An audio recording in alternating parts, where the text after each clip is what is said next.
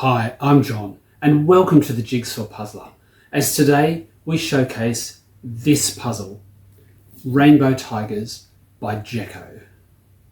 Djeco is a French jigsaw puzzle company whose puzzles are produced in the Netherlands, and this is the second Djeco puzzle that I've featured on this channel.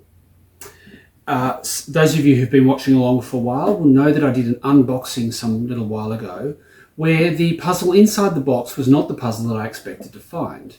I had ordered some puzzles through Amazon, and that's what I thought was going to be in the box. But instead, inside the box was this puzzle, Rainbow Tigers, and it was a gift from a friend. So I thank my friend very much for giving me this. I have 3 Djeco puzzles. This is the third one. And they are all very, very high quality. So we're going to look at the quality of the puzzle, the quality of the image. I'm going to compare it to the other Djeco puzzles, and then I'm going to give you the tips on how I went about completing this puzzle. All right, the quality of this puzzle is very high. The pieces are thick, on fairly thick cardboard, and they hold together okay. It's quite a loose fit, actually. They do hold together. When you're putting it together, it can seem quite loose. You can't really pick up whole sections and move them around at once, but the puzzle quality itself is high. There are no false fits. You might see some evidence of false fits in the time lapse, but really that comes down to me putting them in the wrong place and misinterpreting what's on a piece that might join next to another one, but that's not really, it wasn't really false fits in the usual sense.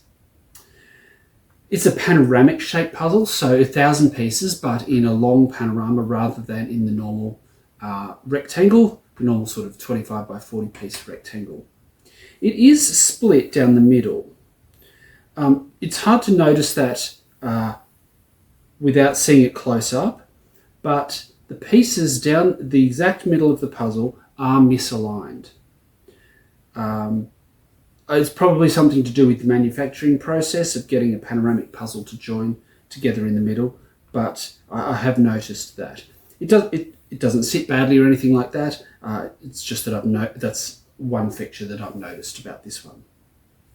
The image features 2 tigers. It's called Rainbow Tigers, but in fact it has 2 rainbow tigers and a leopard.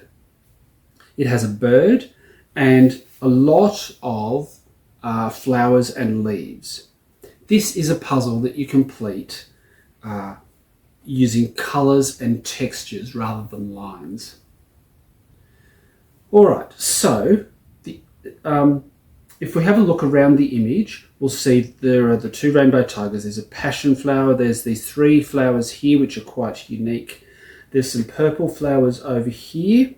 There's a yellow one down here and some bright magenta colours over here. There are red leaves at the top.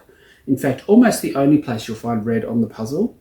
There's a couple of black sections over here, and they are in fact just about the only black sections you'll find on the whole puzzle, making that rather easy to do. There are flowers with spots on them. There are these spotted sections through here, these 3 down here with this yellow plant and 2 on this tiger. There are vines at the top up here. What looks like vines with trefoil or quatrefoil flowers or leaves on them. And then there are these more succulent looking plants coming up from the bottom here. There's a very brown looking flower with an orange center, and there are these 2 orange flowers over the side and these pink leaves here as well. There's a butterfly there, and then there are a lot of small, there's a butterfly here as well. There are a lot of small flowers and coloured dots in the background. So there's a lot to this puzzle. It's quite a busy image. Lots of colours, lots of textures, and it can be a bit daunting to think, well, how am I going to do this puzzle? I started with the border. that seemed like a good place to start, especially given as it is a panorama. Included with the puzzle is a full-size poster. So it fits completely on top of the puzzle. Yeah, 100% full size, which makes it a lot simpler for finding out where a piece goes. So you can simply match up the pieces and see where the patterns are, particularly establishing that border, where one pattern section goes joins onto the next, so the full-size poster is excellent. The box itself does not have the full picture on the top. It does wrap around. There is a full picture on the back, but it's very tiny.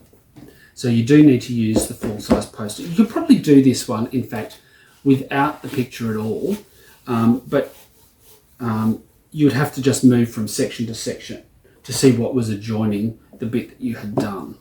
All right, so I did the border first. Then the most obvious place to start for me was this pink leopard. The bright hot pink with the blue spots is very, very distinctive. So I did that.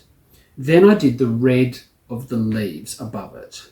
They are also very distinctive. Very few other places with those particular shades of red on it. There's a bit over here on this tiger, but a tiny bit down here. But you can distinguish each of those from these leaves.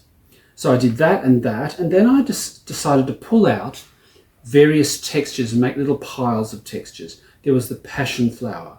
There was this purple flower here. There were, what else did I do? This yellow flower down here. These three here, whitish grey flowers, blue centres with a pink rim, and started to put the vines together. Then I started to pick out pieces for this tiger.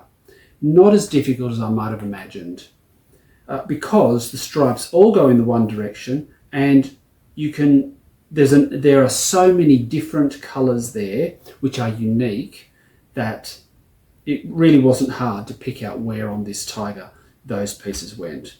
And look, then from one tiger I went to the other, and then I could pick out these edge pieces, these blue leaves that stick up here with an edge into the yellow background, the green ones here similarly, and then it was just a matter of picking out smaller and smaller pieces to fill in the blanks.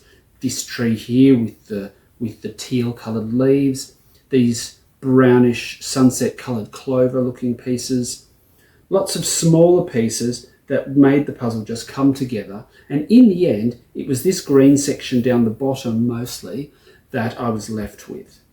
A lot of different shades of green. It took a little while to put some of those together, but obviously not unachievable.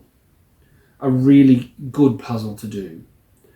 I think, now, I've got my other Djeco puzzles here. This one is Land and Sea, and I've done this on a previous video, and I can't see a copyright date for it, but I suspect that it is older than this one.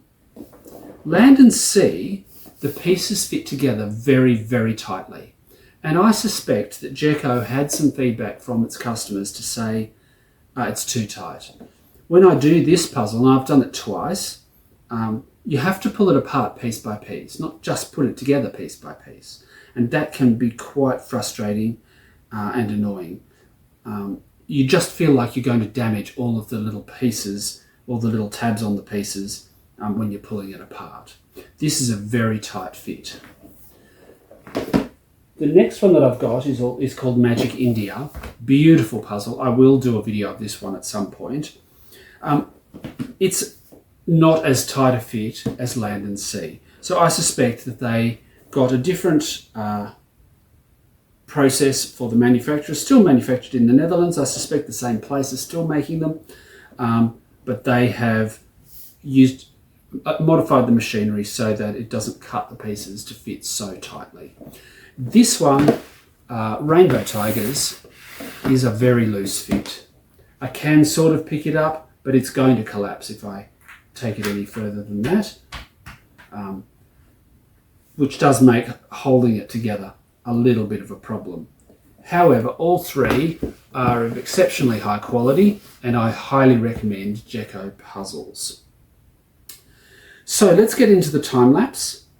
Click like and subscribe. That just helps me to understand what it is my viewers want to see, and make some comments below about the puzzles that you see. And thank you very much for watching.